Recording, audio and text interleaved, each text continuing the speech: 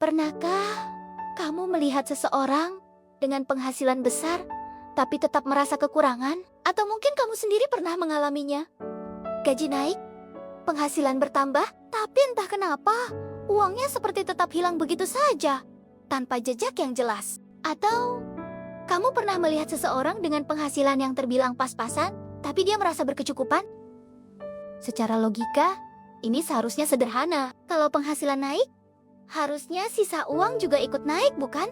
Namun kenyataannya tidak selalu begitu. Dari sini, kita dapat menyadari satu hal krusial. Mungkin masalah utamanya bukan pada jumlah uangnya. Mungkin masalahnya ada di cara kita mengambil keputusan setiap harinya.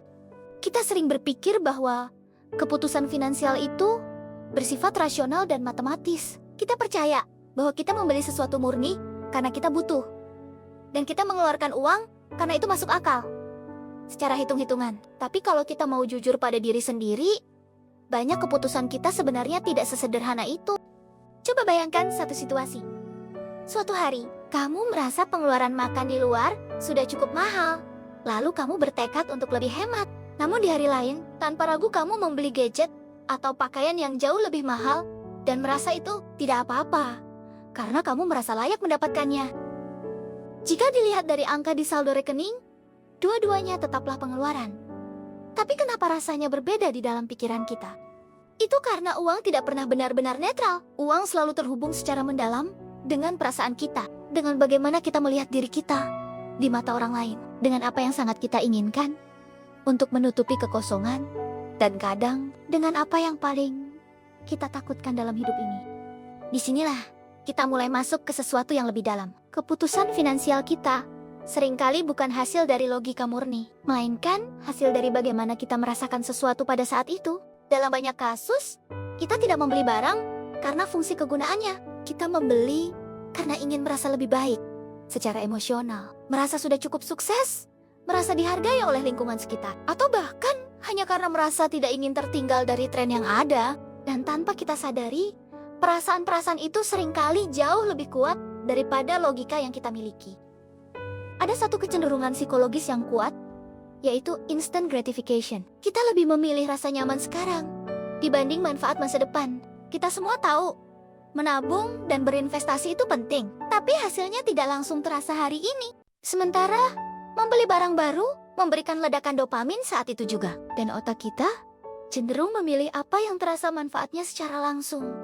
Selain faktor biologis, kita juga sangat dipengaruhi oleh pengalaman masa lalu kita sendiri. Cara kita dibesarkan, apa yang kita lihat dari orang tua kita sejak kecil, hingga bagaimana kita pernah mengalami rasa kekurangan, atau justru kecukupan yang berlebih. Semua itu membentuk money blueprint, atau cetak biru cara kita melihat uang hari ini. Terdapat lapisan kompleksitas yang sering kita abaikan terkait trauma, atau euforia masa kecil. Seseorang yang tumbuh dalam kekurangan, mungkin akan memiliki kecenderungan untuk balas dendam saat dewasa, dengan membeli semua yang dulu tidak mampu dibeli, meskipun itu merugikan secara finansial. Sebaliknya, mereka yang hidup dalam kecukupan tanpa diajarkan manajemen risiko, mungkin akan menganggap uang sebagai sumber daya tanpa batas. Memahami blueprint ini adalah langkah pertama untuk melepaskan diri dari rantai ketidaksadaran finansial. Tapi, cerita ini tidak berhenti di faktor internal saja. Di dunia modern sekarang, kita tidak mengambil keputusan sendirian.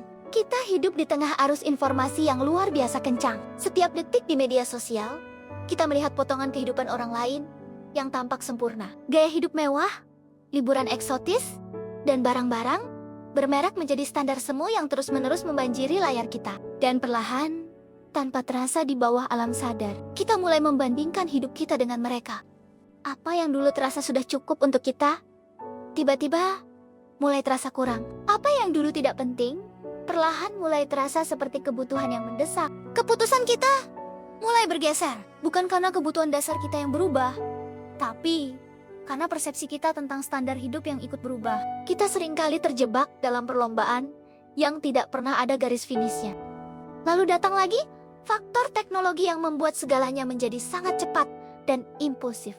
Hari ini, membeli sesuatu tidak lagi membutuhkan banyak usaha fisik, tidak perlu keluar rumah, tidak perlu mengantri, dan tidak perlu berpikir terlalu lama. Cukup lihat iklan yang ditargetkan secara personal, klik satu tombol, dan transaksi selesai. Bahkan penggunaan pembayaran digital membuat rasa sakit saat mengeluarkan uang menjadi tidak terasa. Ketika transaksi hanya melibatkan angka di layar dan bukan fisik uang kertas yang berpindah tangan, sensitivitas kita terhadap nilai pengeluaran menurun. Ini adalah paradoks efisiensi digital. Ia memudahkan hidup kita, tapi sekaligus mematikan rem logika kita. Dan ketika sesuatu menjadi terlalu mudah, kita jarang berhenti sejenak untuk berpikir kritis.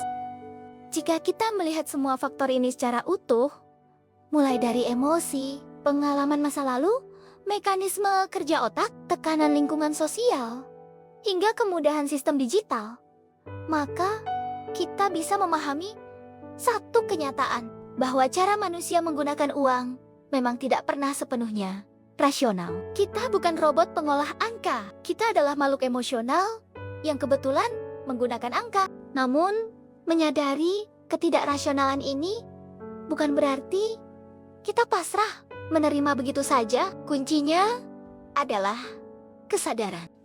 Ketika kita sadar akan pola impulsif ini, kita mulai memiliki ruang di dalam pikiran kita. Ruang untuk berhenti sejenak sebelum check out belanjaan. Ruang untuk mempertanyakan motivasi asli kita. Apakah saya membeli ini untuk kebutuhan saya? Atau untuk validasi orang lain?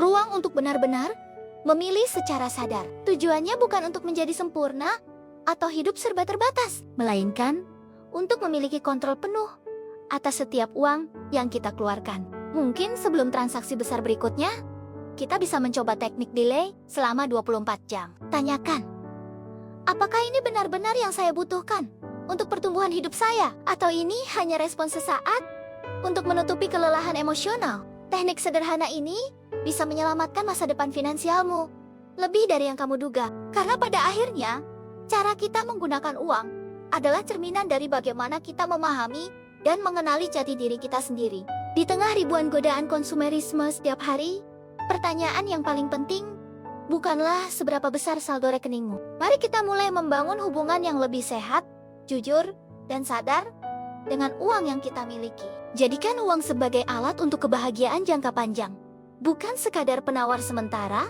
untuk keresahan emosional. Pada akhirnya, cara kita menggunakan uang bukanlah hanya tentang uang itu sendiri, tapi tentang siapa kita, tentang apa yang kita hargai, tentang pengalaman masa lalu kita.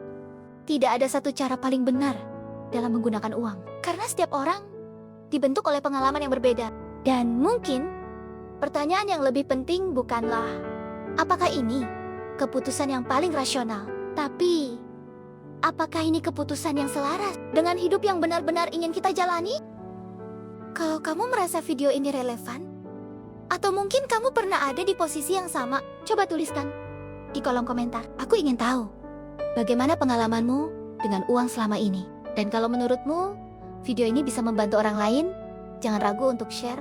Dukung juga channel ini dengan like dan subscribe, supaya kita bisa terus membahas hal yang sering kita rasakan, tapi jarang kita sadari.